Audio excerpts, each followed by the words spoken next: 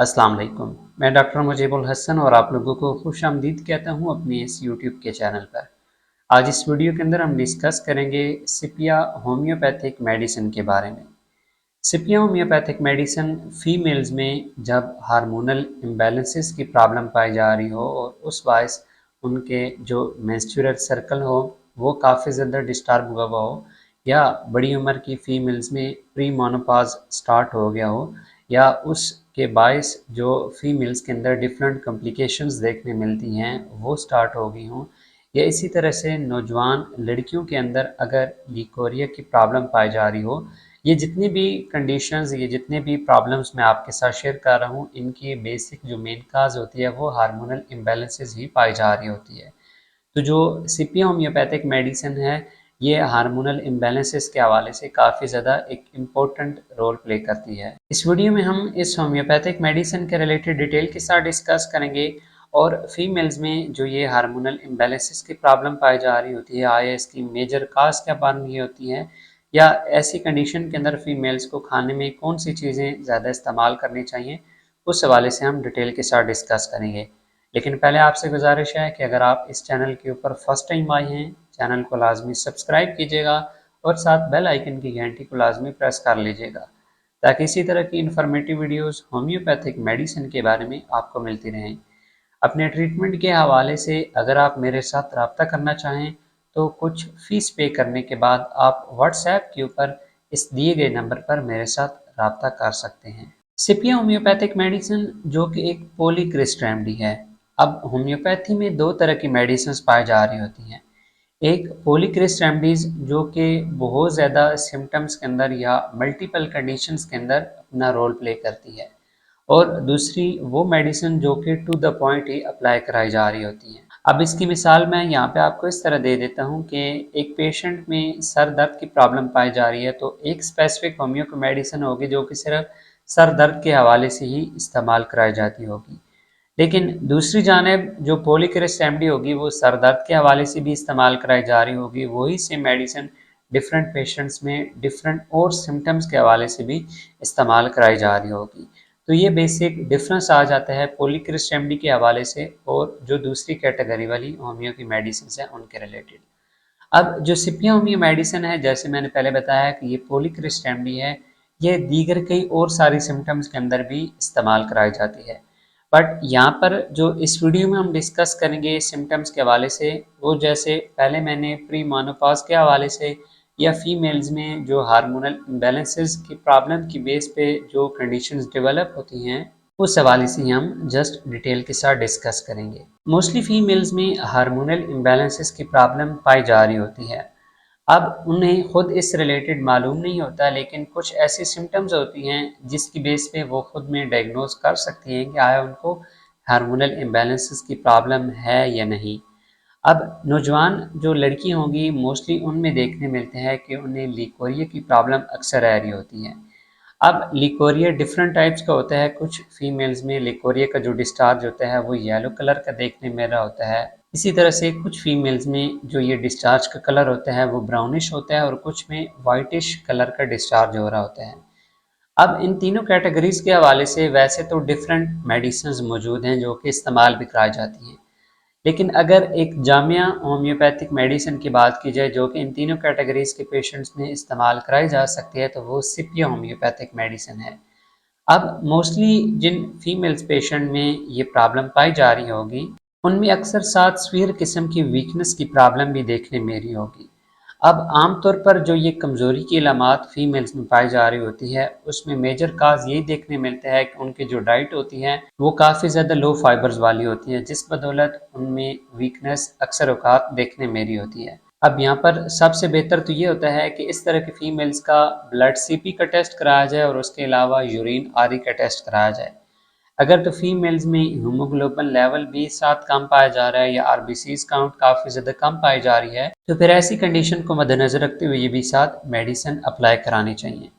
Normally जिन females में just leucorrhoea की base पे ही फटीग की प्रॉब्लम देखने में रही हो, चाहे वो एज के किसी भी हिस्से से ताल्लुक़ रखती हो, आया यंग गर्ल्स के अंदर ये प्रॉब्लम पाई जा रही हो या बड़ी उम्र की जो फीमेल्स हों उनमें ये प्रॉब्लम पाई जा रही हो, तो वहाँ पर आप इस मेडिसिन को इस्तेमाल करा सकते हैं। जब किसी फीमेल में हार्मोनल इम्बैलेंसेस की प्रॉब्लम स्टार्ट होती है तो मोस्टली जो उनकी फेस की स्किन होती है वो काफ़ी ज़्यादा डिस्टर्ब हो जाती है।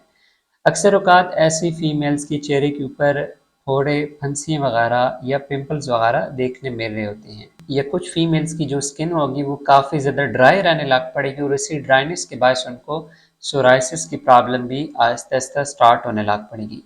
अब ऐसी जो कंडीशंस होती हैं यहाँ पर जो सिप्ला होम्योपैथिक मेडिसिन है इसको भी इस्तेमाल कराया जाता है और इसके अलावा एक नेशिया जो होम्योपैथिक मेडिसिन है उसे भी इस्तेमाल कराया जाता है। अब जहाँ पर मैं 7 मेडिसिन्स आपको बता रहा होता हूँ कि आईएसपीए के साथ आप ये मेडिसिन यूज़ कर सकते हैं, तो वहाँ पर आपने अपने माइंड में ये बात लाज़िमन रखनी होगी कि आपने इन मेडिसिन्स को यूज़ करने से पहले अपनी होम्योपैथिक लेडी डॉक्टर के साथ लाज़िमन कंसल्ट करना होगा।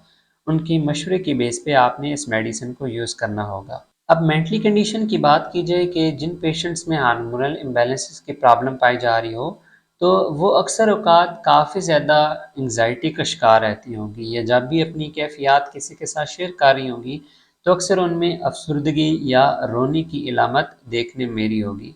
ऐसी ख़वातीन में अक्सर ये भी देखने मिलता होगा कि जब भी कहीं पे उनको खाने की कोई खुशबू वग़ैरह आती हो, जो कि आम तौर पर दूसरे अफ़राद को काफ़ी ज़्यादा लज़ीज़ महसूस हो रही हो, लेकिन इस तरह की जो फ़ीमेल्स पेशेंट होंगी, इनको उस खुशबू से मतली वग़ैरह स्टार्ट होने लग पड़ेगी और खाने में जो भी अशिया को ये इस्तेमाल करेंगी, उसका ज़ायका इन्हें नमकीन ही महसूस हो रहा होगा।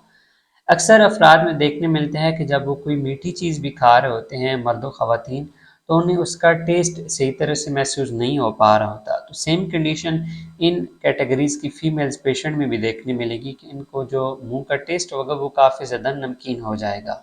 सिपिया होम्योपैथिक मेडिसिन 30 एज से अबव वाली फीमेल्स में जब लिकोरिया की प्रॉब्लम स्टार्ट हो गई हो और उस बायस उनको सीवियर किस्म का डिस्चार्ज हो रहा हो और उस डिस्चार्ज के साथ उनको अपनी विजाइना वाले एरिया के अंदर सीवियर किस्म की इचिंग, ख़ारिश वगैरह महसूस होती हो या हल्की सी जलन की कैफियत फ़ील होती हो, तो ऐसी कंडीशन के अंदर ये मेडिसिन काफ़ी ज़्यादा इम्पोर्टेंट और क्विक रिज़ल्ट देती है। अब इस तरह की जो फीमेल्स पेशेंट होंगी, मोस्टली उनका जो सर्कल होगा वो काफ़ी ज़्यादा डिस्टर्ब रहता होगा।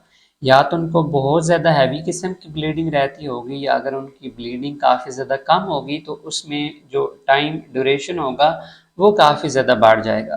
कि मतलब उनको जो एक डेट के ऊपर या एक उनका टाइम ड्यूरेशन फिक्स होता था कि इस हिसाब से उनका सर्कल स्टार्ट होगा, तो उसमें काफ़ी ज़्यादा उनको चेंजिंग महसूस हो रही होगी और वो जो ड्यूरेशन होगा वो काफ़ी ज़्यादा उन्हें बढ़ा हुआ महसूस होता होगा।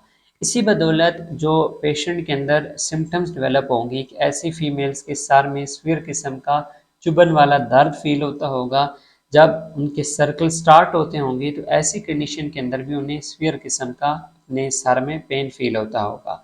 और ना सिर्फ पेन की कैफियत फ़ील हो रही होगी बल्कि जो उनका मूड होगा वो भी काफ़ी ज़्यादा तेज़ी के साथ स्विंग कर रहा होगा। मतलब उन्हें अपने मिज़ाज के अंदर तेज़ी के साथ तब्दीली महसूस होती होगी। जैसे कि बैठे-बैठाए कभी चिड़चिड़ापन उनमें स्टार्ट हो जाएगा और कभी फ़ौरन से उनका मिज़ाज बिल्कुल नॉर्मल कूल होने लग पड़ेगा। जैसे वीडियो के स्टार्टिंग में मैंने ज़िक्र किया है कि सिपिया होम्योपैथिक मेडिसिन प्री मोनोपॉज़ के सर्कल में काफ़ी ज़्यादा इम्पोर्टेंट रोल प्ले करती है।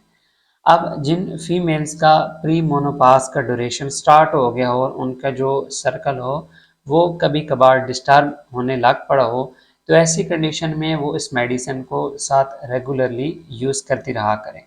और इसके अलावा वो कोशिश करें कि खाने में जो दालें वगैरह हों या सब्ज़ियाँ वगैरह हो गई हों, इनका ही ज़्यादा से ज़्यादा इस्तेमाल करें। खट्टी चीज़ें जो हों, इनको कम से कम इस्तेमाल करें। कुछ इम्पोर्टेंट सिम्पटम्स भी इस होम्योपैथिक मेडिसिन के रिलेटेड मैं आपके साथ शेयर कर देता हूँ कि ये मेडिसिन उन फीमेल्स में अप्लाई करानी चाहिए जिनको अपने पेल्विक एरिया के अंदर इस किस्म की सेंसेशंस आती हों कि जैसे उनका जो यूट्रस हो वो नीचे की जानिब काफ़ी ज़्यादा गिर रहा हो या नीचे की जानिब उन्हें स्फीयर किस्म का दबाव फ़ील होता हो।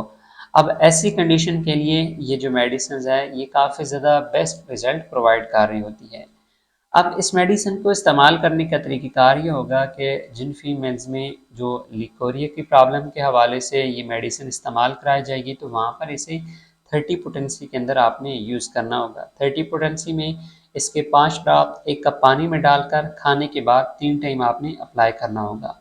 और बड़ी उम्र की फीमेल्स में जहाँ पर प्री मोनोपॉज का सर्कल स्टार्ट हो गया हो, या पेल्विक एरिया में जैसे मैंने बताया है कि यूट्रस में स्फीयर किस्म का दबाव फील हो रहा हो, तो ऐसी कंडीशन में इस मेडिसिन को आपने 200 पोटेंसी के अंदर यूज़ करना होगा। 200 पोटेंसी में इस मेडिसिन के 3 ड्रॉप्स 1 कप पानी में डालकर आपने खाने के बाद इस्तेमाल करने होंगे।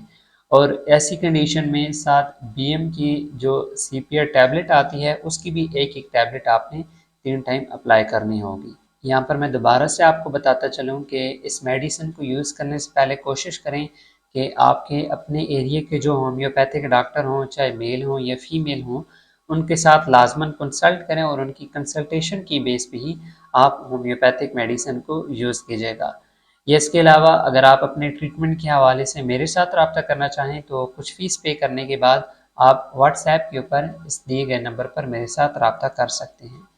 उम्मीद है आज की ये वीडियो आप लोगों को काफ़ी ज़्यादा पसंद आई होगी। कोई भी क्वेश्चन हुआ इस होम्योपैथिक मेडिसिन के हवाले से तो आप कमेंट्स के अंदर पूछ सकते हैं।